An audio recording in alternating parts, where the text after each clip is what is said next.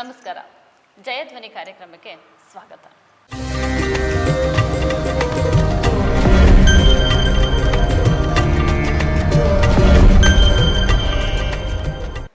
ಅಗ್ನಿಪುತ್ರಿ ಹುಟ್ಟು ಬರ್ತಾಳೆ. ಇಲ್ಲಿಗೆ ಈ ಸುದ್ದಿ ಈ ಅರಮನೆಗೂ ಬಂದು ಮುಟ್ಟಿದೆ, ಹಸ್ತಿನಾವತಿ ಅರಮನೆಗೂ ಕೂಡ. ಅಂದ್ರೆ ಅರ್ಜುನನ್ಗೆ ಮದುವೆ ಆಗ್ಬೇಕು ಅಂದ್ರೆ ಅರ್ಜುನನ್ಗೆ ಒಂದು ಮಗಳನ್ನ ಕೊಡ್ಬೇಕು ಅಂತಾನೆ ಅವರು ವ್ರತ ಅಂದ್ರೆ ಯಜ್ಞ ಮಾಡಿ ಆ ಮಗುನ ಪಡೆದಿದ್ರು. ಹೌದೌದು, ಆ ಯುದ್ಧ ಹೇಳಿದ್ನಲ್ಲ, ಇವನು ಯುದ್ಧಕ್ಕೆ ಸೋಲ್ತಾನಲ್ಲ ದ್ರುಪದ, ಆ ಯುದ್ಧ ಮಾಡುವಾಗ ಅವನ ಚಾಕಚಕ್ಯತೆ, ಅವನ ಸೌಂದರ್ಯ, ಅವನ ರೂಪು, ಅವನ ಉತ್ಸಾಹ ನೋಡ್ತಾ ಇದ್ರೆ ಇಂಥ ಒಬ್ಬ ಹುಡುಗ ನಂಗೆ ಅಳಿಯ ಆಗಬೇಕು, ಇವನ್ನ ಅಳಿಯ ಮಾಡ್ಕೊಳ್ಬೇಕಾದ್ರೆ ಅದಕ್ಕೆ ತಕ್ಕನಾದ ಒಬ್ಬಳು ಮಗಳು ಬೇಕು ಅಂತ ಆ ಯುದ್ಧದ ಸಮಯದಲ್ಲಿ ಸಂಕಲ್ಪ ಮಾಡ್ಕೋತಾನೆ. ಅಂದರೆ ಅರ್ಜುನನ ಹಿರಿಮೆ ಅಷ್ಟು ದೊಡ್ಡದು, ತುಂಬ ದೊಡ್ಡದು. ಅಷ್ಟು ಆಗೇನೆ ಅವತ್ತೇ ಆಗಿರುತ್ತೆ. ಅದಾದಮೇಲೆ ಇದೆಲ್ಲ ಪ್ರಸಂಗಗಳು ನಡೆದ ಮೇಲೆ ಯಜ್ಞ ಮಾಡುವಾಗಲೂ ಇದೇ ಸಂಕಲ್ಪ, ನಂಗೆ ಅಂಥ ಮಗಳು ಬೇಕು, ಅರ್ಜುನನಿಗೆ ಮಗ ಬೇಕು, ಅರ್ಜುನನ್ನೇ ಅಳಿಯನ್ನು ಮಾಡಿಕೊಳ್ಳುವಂತಹ ಒಬ್ಬ ಮಗಳು ಬೇಕು ಅಂದ್ಬಿಟ್ಟು ಯಜ್ಞ ಮಾಡ್ತಾರೆ. ದ್ರುಪದನ ಹೆಂಡತಿ ಬರೋದು ಸ್ವಲ್ಪ ತಡ ಆಗ್ತದೆ. ಅಲಂಕಾರ ಮಾಡ್ಕೊಂಡು ಬರ್ತೀನಿ ಅಂತ ಅವಳು. ಅವಭೃತ ಸ್ನಾನ ಆದಮೇಲೆ ಆಕೆ ಬಂದು ನೇರವಾಗಿ ಚರು ತೊಗೋಬೋದಾಗಿರುತ್ತೆ. ಅವಭೃತ ಸ್ನಾನ ಆದಮೇಲೆ ಅವಳೇನು ಮಾಡ್ತಾಳೆ, ಅಲಂಕಾರ ಆಗದೆ ಮಹಾರಾಣಿ ಬರೋಕ್ಕಾಗಲ್ಲ. ಪಟ್ಟದ ರಾಣಿಗೆ ಕೆಲವೊಂದು ನಿಯಮಗಳಿದೆ. ಆ ನಿಯಮದ ಪ್ರಕಾರ ಅಲಂಕಾರ ಆಗಬೇಕು. ಆ ಅಲಂಕಾರ ತಪ್ಪು ಅನ್ನೋಕ್ಕಾಗಲ್ಲ. ಆದರೆ ಯಜ್ಞ ದೀಕ್ಷೆ ತೊಗೊಂಡಿದ್ದಾರಲ್ಲ ಯಾರು ಋತ್ವಿಕರು, ಅವರು ಸ್ವಲ್ಪ ಆಗಾಗೆ ಇರ್ತಾರೆ. ಯಾರು, ಯಾಕೆಂದರೆ ದ್ರೋಣಾಚಾರ್ಯರನ್ನು ವಿರೋಧಿಸೋಂಥ ಮಗ ಬೇಕು ಅಂತ ಪಡೆಯೋಕ್ಕೆ ಯಾರೂ ಯಜ್ಞ ಮಾಡೋಕ್ಕೆ ಮುಂದೆ ಬರೋದಿಲ್ಲ. ಯಾಕೆಂದರೆ ಸ್ವಜಾತಿ ಪ್ರೇಮ ಅನ್ನೋಣ, ಆ ಬ್ರಾಹ್ಮಣನ ಕೊಲ್ಲಕ್ಕೆ ನಾವು ಇನ್ನೊಬ್ಬನ ಸೃಷ್ಟಿ ಮಾಡೋದಾ, ಅದಕ್ಕೆ ನಾವು ಸಹಕಾರ ಕೊಟ್ಟರೆ ನಮಗೂ ಬ್ರಹ್ಮದೋಷ ಬರ್ತದೆ. ಈ ಥರ ಎಲ್ಲ ಯೋಚನೆ ಮಾಡ್ಕೊಂಡು ಯಾರೂ ಬಂದಿಲ್ಲ. ಒಬ್ಬರು ಮಾತ್ರ ಬರ್ತಾರೆ. ಅವರು ಸ್ವಲ್ಪ ಬೇಜಾರಿನಲ್ಲಿರ್ತಾರೆ. ಆತ ಏನು ಮಾಡ್ತಾರೆ, ಸಿಟ್ಟಿನಲ್ಲಿ ತೆಗೆದು ಹುಯ್ದು ಬಿಡ್ತಾರೆ ಅಗ್ನಿಗೆ. ಹುಟ್ಟಿದಾಗ ದುಷ್ಟದ್ಯುಮ್ನ ಮೇಲೆ ಬಂದ. ಅವನು ಶಸ್ತ್ರಗಳನ್ನೆಲ್ಲ ಹಿಡ್ಕೊಂಡೇ ಮೇಲೆ ಬರ್ತಾನೆ. ಅವನ ಹಿಂದೆನೇ ಈ ತಾಯಿ ಎದ್ದು ಬರ್ತಾಳೆ. ಹೇಗಿದ್ದಾಳಂತೆ ಅಂದರೆ ಕೃಷ್ಣ ವರ್ಣದಲ್ಲಿದ್ದಾಳಂತೆ.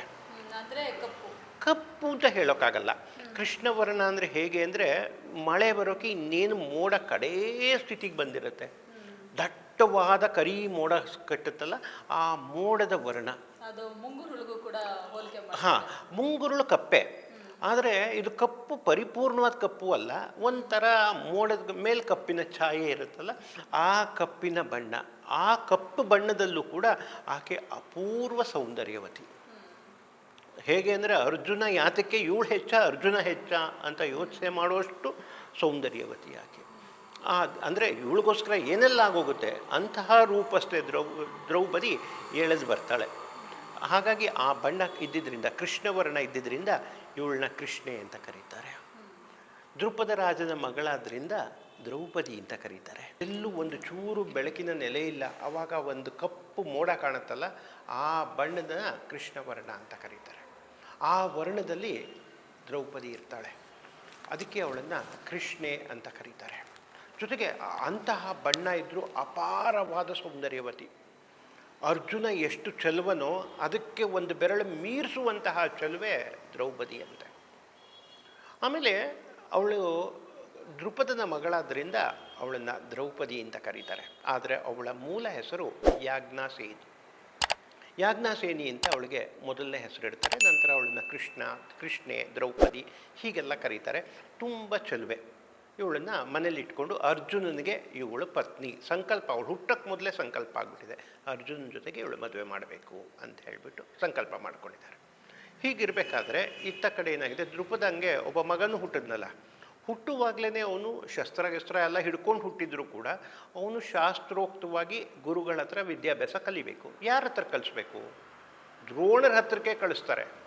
ಹೇಗಿರುತ್ತೆ ಅಂದರೆ ದ್ರೋಣರನ್ನ ಸಂಹಾರ ಮಾಡಲಿಕ್ಕೋಸ್ಕರ ಹುಟ್ಟಿರುವಂತಹ ವ್ಯಕ್ತಿ ದ್ರೋಣರ ಹತ್ರಕ್ಕೆ ಬಂದು ಪಾಠವನ್ನು ಕಲಿತಾನೆ. ಅವರ ಶಿಷ್ಯರಾಗೇ ವಿದ್ಯಾಭ್ಯಾಸನ ಶುರು ಮಾಡ್ತಾನೆ ದ್ರುಪದನ ಮಗ ದುಷ್ಟದ್ಯುಮ್ನ. ಇದೆರಡು ಹೀಗೆ ನಡೀತಾ ಇರಬೇಕಾದ್ರೆ ಇದೇ ಸಂದರ್ಭದಲ್ಲಿ ಇಲ್ಲಿ ನಡೆದಿದ್ದ ಎಲ್ಲ ಘಟನೆಗಳು, ವಿಚಾರಗಳು ಕೂಡ ಇಲ್ಲಿ ಕುರುವಂಶ ಏನಿದೆ ಇಲ್ಲಿಗೆ ಬಂತು.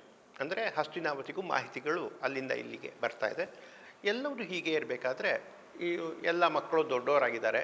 ಇವಾಗ ಎಲ್ಲರೂ ವಿದ್ಯಾಭ್ಯಾಸನೂ ಕಲ್ತಿದ್ದಾರೆ, ಗುರು ಕಾಣಿಕೆಯೂ ಕೊಟ್ಟಿದ್ದಾರೆ. ಇನ್ನು ಮೇಲೆ ಏನು ಮಾಡಬೇಕು? ಯೌವ ರಾಜ್ಯಾಭಿಷೇಕ ಆಗಬೇಕು. ಯುವರಾಜನಿಗೆ ಅಭಿಷೇಕ ಮಾಡಬೇಕು. ಯಾರು ಯುವರಾಜ? ಎಲ್ಲರ ಆಯ್ಕೆ ಮೇಲೆಗೆ ಧರ್ಮರಾಯನಿಗೆ ಯುವರಾಜ ಪಟ್ಟಾಭಿಷೇಕ ಆಗಬೇಕು ಅಂತ ತೀರ್ಮಾನ ಆಗುತ್ತೆ. ಯುವರಾಜ ಪಟ್ಟಾಭಿಷೇಕನೂ ಆಗೋಗ್ಬಿಡುತ್ತೆ. ಧರ್ಮರಾಯನಿಗೆ ಆಗುತ್ತೆ. ಇದಾಗ್ತಿದ್ದ ಹಾಗೇನೆ ಮತ್ತೊಂದು ಪ್ರಸಂಗ ಶುರುವಾಗುತ್ತೆ. ಈ ಕರ್ಣ, ದುಶ್ಯಾಸನ, ದುರ್ಯೋಧನ ಮತ್ತೆ ಶಕುನಿ ಏನಾಗಬೇಕು? ಗಾಂಧಾರಿಗೆ ತಮ್ಮನಾಗಬೇಕು. ಇವರೆಲ್ಲ ಸೋದರ ಮಾವನಾಗಬೇಕು. ಇವರಿಷ್ಟು ಜನ ಸೇರ್ಕೋತಾರೆ.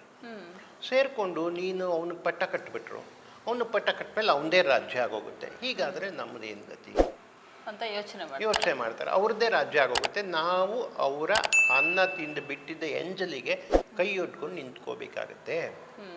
ಹೀಗಾಗಬಾರ್ದು. ದುರ್ಯೋಧನ, ನೀನು ರಾಜನಾಗಲಿಕ್ಕೆ ಹುಟ್ಟಿದವನು, ನೀ ಚೆನ್ನಾಗಿರಬೇಕು ಅಂತ ಈ 3 ಜನ ದುರ್ಯೋಧನಿಗೆ ಹಾಕ್ಕೊಡಕ್ಕೆ ಶುರು ಮಾಡ್ತಾರೆ. ಇದು ದುರ್ಯೋಧನಿಗೂ ಸರಿ ಅನಿಸುತ್ತೆ. ಆದರೆ ಏನು ಮಾಡ್ಬೋದು? ಇವರೆಲ್ಲ ಒಟ್ಟು ಸೇರಿದ್ದಾರೆ. ಕರ್ಣ ಆಗ್ಬೋದು, ದುರ್ಯೋಧನ, ಶಕುನಿ ಮತ್ತು ದುಶ್ಯಾಸನ, 4 ಜನ ಸೇರಿ ಏನಾದ್ರು ಮಾಡಬೇಕಲ್ಲ, ಪಾಂಡವರ ಏಳಿಗೆ ಹೆಚ್ಚಾಯಿತು, ಏನಾದ್ರು ಮಾಡಬೇಕಲ್ಲ ಅಂಥೇಳಿ ಒಂದು ತೀರ್ಮಾನಕ್ಕೆ ಬರ್ತಾರೆ. ವರ್ಣಾವತದಲ್ಲಿ ಒಂದು ಯಾವುದೋ ಜಾತ್ರೆ ಆ ಥರದ್ದೇನೋ ನಡೀತಿರುತ್ತೆ. ಅದಕ್ಕೆ ಭಾಗವಹಿಸೋಕ್ಕೆ ಇವಾಗ ಇವನು ಯುವರಾಜ ಆಗಿದ್ದಾನಲ್ಲ, ನೀವು ಹೋಗಬೇಕು ಅಂತ ಹೇಳ್ಬಿಟ್ಟು ಇವ್ರನ್ನ ಅಲ್ಲಿಗೆ ಕಳಿಸ್ಕೊಡೋ ವ್ಯವಸ್ಥೆ ಮಾಡ್ತಾರೆ. ಧರ್ಮರಾಯನ ಕಳಿಸೋ ವ್ಯವಸ್ಥೆನ ಇವ್ರು 4 ಜನ ರಾಜ್ಯದಲ್ಲಿ ಮಾಡ್ತಾರೆ. ಧೃತರಾಷ್ಟ್ರನ ಒಪ್ಪಿಗೆ ತೆಗೆದುಕೊಂಡೇ ಮಾಡ್ತಾರೆ. ಮಾಡಿಬಿಟ್ಟು ಇವರೇನು ಮಾಡ್ತಾರೆ, ಪುರೋಚನ ಅಂತ ಒಂದು ವ್ಯಕ್ತಿ, ಅವನು ಕರ್ಕೊಂಡು ಬಂದು ಅವನಿಂದ ಒಂದು ಅರಮನೆಯನ್ನು ಕಟ್ಟಿಸ್ತಾರೆ. ಅದು ಅರಗಿನಲ್ಲಿ ಕಟ್ಟಿರುವ ಅರಮನೆ. ಅದಕ್ಕೆ ಅರ್ಘ ಹೇಗೆ ಅಂದರೆ, ಒಂದು ಚೂರು ಬೆಂಕಿ ತಗಲಿದ್ರೆ ಹತ್ಕೊಂಡು ಹುರಿದು ಹೋಗ್ಬಿಡುತ್ತೆ. ಅಂತಹ ಒಂದು ವಸ್ತುವಿನಿಂದ ಒಂದು ಮನೆಯನ್ನು ಕಟ್ಟಿಸ್ತಾರೆ. ಈ ಮನೆ ಕಟ್ಟಿದ್ರೆ ಇದರೊಳಗಡೆ ಇವ್ರನ್ನ ಸೇರಿಸ್ಬಿಟ್ಟು ಬೆಂಕಿ ಹಚ್ಬಿಡ್ಬೇಕು. ಇವ್ರನ್ನ ಆಗೀಗೆ ಕೊಲ್ಲಕ್ಕಾಗೋದೇ ಇಲ್ಲ. ಈ ಥರ ಮೋಸದಲ್ಲೇ ಕೊಲ್ಲಬೇಕು ಅಂತ ಈ 4 ಜನ ತೀರ್ಮಾನ ಮಾಡಿದ್ದಾರೆ. ಸರಿ, ಅರಮನೆ ಕಟ್ಟಿದ್ದಾರೆ. ಹೋಗ್ಬಿಟ್ಟು ಧೃತರಾಷ್ಟ್ರನಿಗೆ ಹೇಳಿಸಿರ್ತಾರೆ, ಅವನ ಕೈಲೇ ಹೇಳಿಸ್ತಾರೆ, ನೀವಲ್ಲಿ ಹೋಗಿ ವರ್ಣಾವತಕ್ಕೆ ಹೋಗಿ ಅದನ್ನು ಸಂಭ್ರಮ ಏನಿದೆ ಅದನ್ನು ಪಟ್ಟು ಬರಬೇಕು. ರಾಜ ಹೇಳಿದ ಮೇಲೆ ಇವರು 5 ಜನ ಜೊತೆಗೆ ಕುಂತಿ 6 ಜನ ಹೋಗ್ತಾರೆ. ಆದರೆ ಈ ಸಂಚಿನ ಮೂಲ ತತ್ವ ವಿದುರಂಗೆ ಗೊತ್ತಾಗ್ಬಿಡುತ್ತೆ. ಅವನೇನು ಮಾಡ್ತಾನೆ, ಎಲ್ಲರೂ ಹೊರಟಾಗ ಹಿಂದಿಂದ ಹೋಗ್ತಾನೆ ಕಳ್ಸೋಕ್ಕೆ ಅಂತ. ಹೋಗಬೇಕಾದ್ರೆ ಧರ್ಮರಾಯನ ಕಿವಿಯಲ್ಲಿ ಕೂಗಿ ಹೇಳಿ ಬರ್ತಾನೆ, ಹೋಗಬೇಡಿ ಅಂತ. ಅಲ್ಲ, ಈ ಥರದ್ದೊಂದು ಸಂಚು ನಡೀತಾ ಇದೆ, ಹೋಗಬೇಡಿ ಅಂತ ಹೇಳಲ್ಲ. ಹೋಗಬೇಡಿ ಅಂತ ಹೇಳಿದ್ರೆ ಇನ್ನೊಂದು ರೂಪದಲ್ಲಿ ಕೊಲೆ ಮಾಡ್ತಾರೆ. ಅಂದರೆ ಇಂಥದ್ದೊಂದು ಸಂಚು ನಡೀತಾ ಇದೆ, ಈ ಸಂಚನ್ನ ನೀವು ಇದು ಮಾಡ್ಕೊಳ್ಳಿ. ಅಂದ್ರೆ ವಿದುರ ಪೂರ್ತಿ ಪಾಂಡವರ ಕಡೆನೇ? ಪಾಂಡವರ ಕಡೆ ಅಲ್ಲ, ನ್ಯಾಯದ ಕಡೆಗೆ. ವಿದುರ ಯಾವತ್ತೂ ನ್ಯಾಯದ ಕಡೆಗೆ. ಪಾಂಡವರು ತುಂಬ ನ್ಯಾಯವಾಗಿ ಬದುಕ್ತಿದ್ದಾರೆ, ಅದಕ್ಕೆ ಅವ್ರ ಪರ ಅನಿಸುತ್ತೆ. ಕೌರವರು ಯಾವಾಗಲೂ ಕೆಟ್ಟದ್ದು ಮಾಡ್ತಿರೋದ್ರಿಂದ ಅವ್ರಿಗೆ ವಿರುದ್ಧ ಅನಿಸುತ್ತೆ. ಯಾಕೆಂದರೆ ಅವ್ರ ಮೂಲ ಶಕ್ತಿಗಳೇ ಅದಾಗಿದೆ, ಅಥವಾ ಅವ್ರ ಮೂಲ ತತ್ವಗಳೇ ಅದಾಗಿರೋದ್ರಿಂದ ಇವ್ರನ್ನೇ ಕಂಡ್ರೆ ಅವ್ರಿಗೆ ಇಷ್ಟ. ಈಗ ಆಮೇಲೆ ಪಾಂಡುವಿಗೂ ಇವನಿಗೂ ತುಂಬ ಒಳ್ಳೆ ಗೆಳೆತನ ಇರುತ್ತೆ. ಆದರೆ ಅದು ಯಾವುದೂ ಮುಖ್ಯ ಅಲ್ಲ. ಹಾಗಂತ ಧೃತರಾಷ್ಟ್ರನ ಜೊತೆಗೆ ಅವ್ನು ಚೆನ್ನಾಗಿಲ್ಲ ಅಂತಲ್ಲ, ಇಬ್ಬರನ್ನು ಅಣ್ಣ ಅಂತಲೇ ಸ್ವೀಕಾರ ಮಾಡಿರ್ತಾನೆ. ಆದರೆ ಇವನು ಕೆಟ್ಟವರು ಒಳ್ಳೆಯವರು ವಿಭಾಗ ಹಾಗೆ. ಈಗ ಏನಾಗಿದೆ, ಬಂದ್ಬಿಟ್ಟು ನಿಮ್ಮ 5 ಜನದ ಅಥವಾ 6 ಜನದ ಹತ್ಯೆ ಆಗೋಗುತ್ತೆ, ಎಚ್ಚರಿಕೆಯಲ್ಲಿರಿ ಅಂತ ಹೇಳಿದ್ಮೇಲೆ ಇವರು ಬಂದು ನೋಡ್ತಾರೆ. ಬಂದರೆ ಈ ಪುರೋಚನ ಅವನೇ ಅಲ್ಲಿ ಕಾವಲಿಗಿರ್ತಾನೆ, ಅರಮನೆ ಕಾವಲಿಗೆ. ಅವನು ಅತಿಯಾದ ವಿನಯ ತೋರಿಸ್ತಾನೆ. ಪುರೋಚನ ಯಾಕೆಂದರೆ ದುಷ್ಟರೇ ಹಾಗೆ, ತುಂಬ ಅತಿಯಾದ ವಿನಯ ತೋರಿಸಿದ್ರೆ ಇವ್ರಿಗೆ ಪಕ್ಕ ಆಗುತ್ತೆ, ಹೌದು ಇವನು ಅತಿಯಾದ ತೋರಿಸ್ತಾ ಇದೆ ಅಂದರೆ ಇವನು ಕೆಟ್ಟವನಾಗಿದ್ದಾನೆ ಅಂತ ತಿಳ್ಕೊಂಡು ಒಳಗಡೆ ಹೋಗ್ತಾರೆ. ಅವತ್ತಿಂದನೇ ಸುರಂಗ ತೋಡಕ್ಕೆ ಶುರು ಮಾಡ್ತಾರೆ. ರಾತ್ರಿ ಎಲ್ಲರೂ ಮಲ್ಕೊಳ್ತಾರಲ್ಲ, ಪುರೋಚನ ನಿದ್ರೆ ಹೋದ್ಮೇಲೆ ಆ ಅರಮನೆಯಿಂದ ತಪ್ಪಿಸ್ಕೊಂಡು ಹೋಗ್ಲಿಕ್ಕೆ ಒಂದು ಸುರಂಗ ಕೊರೆಯೋದು. ಸುರಂಗ ಕೊರೆದು ಅದನ್ನು ಸಿದ್ಧ ಮಾಡ್ಕೋತಾರೆ ಆಚೆಗೆ ಹೋಗಲಿಕ್ಕೆ, ಬೆಂಕಿಯಿಂದ ತಪ್ಪಿಸ್ಕೊಳ್ಳೋಕ್ಕೆ. ಸರಿ, ಒಂದು ನಿಗದಿಯಾದ ದಿನ ಬರುತ್ತೆ. ಪುರೋಚನ ಯಾವತ್ತು ಬೆಂಕಿ ಇಡಬೇಕು ಅಂತ ಉತ್ಸವ ಎಲ್ಲ ಆಗಿದೆ. ಉತ್ಸವ ಎಲ್ಲ ಆದಮೇಲೆ 5 ಜನ ತಾಯಿ ಎಲ್ಲ ಮಲಗಿದ್ದಾರೆ. ಅವತ್ತೇನಾಗುತ್ತೆ, ಒಂದು ತಾಯಿ 5 ಜನ ಮಕ್ಕಳನ್ನು ಕರ್ಕೊಂಡು ಇವ್ರ ಮನೆಗೆ ಆಶ್ರಯಕ್ಕೆ ಬಂದಿದ್ದಾಳೆ ಭಿಕ್ಷಕ್ಕೆ. ಪುರೋಚನ ಒಂದು ಕಡೆ ಮಲಗಿದ್ದಾನೆ. ಈ ಒಂದು ತಾಯಿ 5 ಜನ ಮಕ್ಕಳನ್ನು ಕರ್ಕೊಂಡು ಇವ್ರ ಥರನೇ ಭಿಕ್ಷಕ್ಕೆ ಬಂದಿದ್ದಾರೆ. ಅವ್ರಿಗೂ ಈ ಮನೇಲಿ ಆಶ್ರಯ ಕೊಟ್ಟಿದ್ದಾರೆ. ಆಶ್ರಯ ಕೊಟ್ಟಿರೋ ಸಂದರ್ಭದಲ್ಲಿ ಮನೆಗೆ ಇವರೇ ಬೆಂಕಿ ಹಚ್ಚಿಬಿಟ್ಟು ಆ ಸುರಂಗದಿಂದ ಆಚೆ ಹೊರಟೋಗ್ತಾರೆ. ಪಾಂಡವರು, ಕುಂತಿ ಎಲ್ಲರೂ ಆಚೆಗೆ ಹೊರಟೋಗ್ತಾರೆ. ಹೋದ್ಮೇಲೆ 5 ಜನ ತಾಯಿ ಮತ್ತು 5 ಜನ ಮಕ್ಕಳ ಜೊತೆ ಸತ್ತೋಗಿದ್ರಿಂದ ಪಾಂಡವರೇ ಸತ್ತೋದ್ರು. ಇವರು ಮತ್ತೆ ಹಸ್ತಿನಾವತಿಗೆ ಹೋಗ್ಲಿಲ್ವಾ? ಇಲ್ಲ, ಹೋಗೋದಿಲ್ಲ. ಯಾಕೆಂದರೆ ಇವಾಗ ಹೋಗೋ ಸಂದರ್ಭ ಇಲ್ಲ. ದುರ್ಯೋಧನನ ಕಡೆಯವರು ನಮ್ಮನ್ನು ಎಲ್ಲಿದ್ರೂ ಅಟ್ಟಿಸ್ಕೊಂಡು ಬರ್ತಾರೆ ಅನ್ನುವಂತಹ ಭಯ ಇವ್ರಿಗಿದೆ.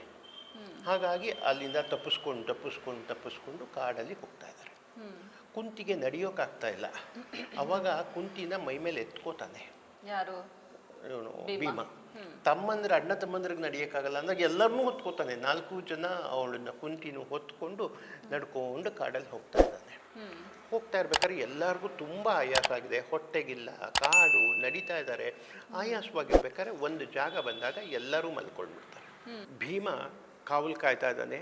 5 ಜನ ಆಯಾಸದಲ್ಲಿ, 4 ಜನ ಅಣ್ಣ ತಮ್ಮಂದಿರು ಮತ್ತು ತಾಯಿ ಆಯಾಸದಲ್ಲಿ ಮಲಗಿದ್ದಾರೆ. ಭೀಮ, ಯಾಕೆಂದರೆ ಅರಣ್ಯ, ಕ್ರೂರ ಪ್ರಾಣಿಗಳು ಬರ್ಬೋದು, ರಾಕ್ಷಸರು ಬರ್ಬೋದು, ಹಾಗಾಗಿ ಭೀಮ ಎಚ್ಚರದಲ್ಲಿ ಕಾಯ್ತಾ ಕೂತಿದ್ದಾನೆ. ಹೀಗಿರಬೇಕಾದ್ರೆ ಅದು ಹಿಡಂಬವನ. ಇವ್ರಿಗೆ ಗೊತ್ತಿಲ್ಲದೆ ಹಿಡಂಬವನವನ್ನು ಪ್ರವೇಶ ಮಾಡಿಬಿಟ್ಟಿದ್ದಾರೆ. ನಾನು ಆಗಲೇ ಹೇಳಿದೆ, ಇವನ ಜೊತೆಗೆ 5 ಜನ ಒಂದೇ ನಕ್ಷತ್ರದಲ್ಲಿ ಹುಟ್ಟಿದವರು ಅಂತ, ಭೀಮನ ಜೊತೆಗೆ. ಆ 5 ಜನದಲ್ಲಿ ಹಿಡಂಬನೂ ಒಬ್ಬ, ಭೀಮ ಇನ್ನೊಬ್ಬ. ಈಗ ಹಿಡಂಬನಿಗೆ ಮನುಷ್ಯರ ವಾಸನೆ ಬರುತ್ತಂತೆ. ಎಲ್ಲೋ ಮನುಷ್ಯರು ತನ್ನ ಕಾಡೊಳಗಡೆ ಬಂದುಬಿಟ್ಟಿದ್ದಾರೆ, ತನ್ನ ಹೊಲದೊಳಗಡೆ ಬಂದುಬಿಟ್ಟಿದ್ದಾರೆ, ನಾವೀಗ ಮನುಷ್ಯರನ್ನ ತಿನ್ನಬಹುದು ಅಂತ ಹಿಡಂಬನಿಗೆ ಮನಸ್ಸಿನಲ್ಲಿ ಆಸೆ ಬರುತ್ತೆ. ಆ ಹಿಡಂಬ ಅಲ್ಲಿಗೆ ರಾಜ.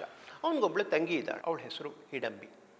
ಹಿಡಂಬಿ ರಾಕ್ಷಸರು ಹೇಗಿರ್ತಾರೋ ಹಾಗೆ ದೊಡ್ಡ ಮೈಕಟ್ಟಿನ ಹುಡುಗಿ, ಆದರೂ ಚೆಲುವೆ, ಇಲ್ಲ ಅಂತಲ್ಲ, ರಾಕ್ಷಸರಿಗೆ ಅವಳ ಅತಿಯಾದ ಚೆಲುವೆ. ರಾಜನ ತಂಗಿ ಕೂಡ. ಹಾಗಾಗ್ಬಿಟ್ಟು ಅವಳು ಕೂಡ ಮಾಯದಲ್ಲಿ ಬರ್ತಾಳೆ. ಬಂದು ನೋಡಿದ್ರೆ ಭೀಮನನ್ನು ನೋಡ್ತಾಳೆ. ಭೀಮ ತನ್ನವರನ್ನು ಕಾವಲು ಕಾಯ್ಕೊಂಡು ಕೂತಿದ್ದಾನೆ. ಭೀಮನ ದೇಹದ ಸೊಬಗನ್ನು ನೋಡಿ ಆಕೆಗೆ ಅವನ ಮೇಲೆ ಪ್ರೀತಿಯಾಗುತ್ತೆ. ಪ್ರೀತಿ ಆದಮೇಲೆ ನೇರವಾಗಿ ಹೋಗ್ಬಿಟ್ಟು ಕೇಳ್ಬಿಡೋಣ ಅನ್ಕೋತಾಳೆ. ಆದರೆ ತನ್ನ ಈ ರಾಕ್ಷಸ ರೂಪ ನೋಡಿದ್ರೆ ಮಾನವ ಹೆದರ್ಕೋತಾನೆ ಅಂಥೇಳಿ ತನ್ನ ರೂಪವನ್ನು ಬದಲಾಯಿಸ್ಕೊಂಡು, ರಾಕ್ಷಸರಿಗೆ ಕಾಮರೂಪ ಧಾರಣೆ ಮಾಡುವ ಶಕ್ತಿ ಇದೆ, ಹಾಗಾಗಿ ತನ್ನ ರೂಪನ ಬದಲಾಯಿಸ್ಕೊಂಡು ಅವ್ರ ಮುಂದೆ ಹೋಗ್ತಾಳೆ. ಹೋಗ್ಬಿಟ್ಟು ನನ್ನ ಮದುವೆ ಮಾಡ್ಕೋ ಅಂತ ಕೇಳ್ತಾಳೆ ನೇರವಾಗಿ. ಆದರೆ ಭೀಮ ಮದುವೆ ಪ್ರಯತ್ನದ ಕಡೆ ಯೋಚನೆಯೂ ಇರಲ್ಲ. ಈಗಷ್ಟೇ ದುರ್ಯೋಧನ ಶತ್ರುಗಳಿಂದ ತಪ್ಪಿಸ್ಕೊಂಡು ಈ ಕಡೆ ಬಂದಿದ್ದಾರೆ, ಇವಾಗ ಮದುವೆ ಯೋಚನೆ ಇಲ್ಲ, ಇಲ್ಲ ಆಗೋದಿಲ್ಲ ಅಂತ ಹೇಳ್ತಾ ಇದ್ದಾನೆ. ಹೀಗೆ ಹೇಳ್ತಿರೋ ಸಂದರ್ಭದಲ್ಲಿ ತಂಗಿ ಇಷ್ಟೊತ್ತಾದರೂ ಇವನು ಮಾಂಸ ತಿನ್ನುವಂಥ ಆತುರದಲ್ಲಿದ್ದಾನೆ. ಯಾರು? ಹಿಡಂಬ.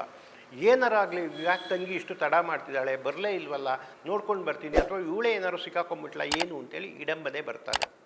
ಬಂದರೆ ತನ್ನ ತಂಗಿ ಒಳ್ಳೆ ರೂಪವನ್ನು ಧರಿಸ್ಕೊಂಡು ಅವನ ಮುಂದೆ ಪ್ರೇಮ ಯಾಚನೆ ಮಾಡ್ತಾ ಇರೋದು ಹಿಡಂಬನಿಗೆ ಗೊತ್ತಾಗುತ್ತೆ. ಸಿಟ್ಟು ಬರುತ್ತೆ. ಸಿಟ್ಟು ಬಂದ ಮೇಲೆ ಹಿಡಂಬಿಯನ್ನು ಹೊಡೆಯಕ್ಕೆ ಹೋಗ್ತಾನೆ. ಆದರೆ ಭೀಮ ಎದ್ದು ನಿಂತು ಹಿಡಂಬಿನ ಪಕ್ಕಕ್ಕೆ ಎಳ್ಕೊಂಡು ತಾನೇ ಯುದ್ಧಕ್ಕೆ ನಿಲ್ತಾನೆ. ಇಬ್ಬರೂ ಅಕ್ಕಪಕ್ಕದಲ್ಲಿರುವಂತಹ ದೊಡ್ಡದಾದ ಮರವನ್ನು ತೆಗೆದುಕೊಂಡು, ಇವನೊಂದು ಮರ ಮುರ್ಕೋತಾನಂತೆ, ಅವನೊಂದು ಮರ ಮುರ್ಕೋತಾನಂತೆ, ಮರಗಳನ್ನು ಇಟ್ಕೊಂಡು ಇಬ್ಬರು ಗುದ್ದಾಡ್ತಾರೆ.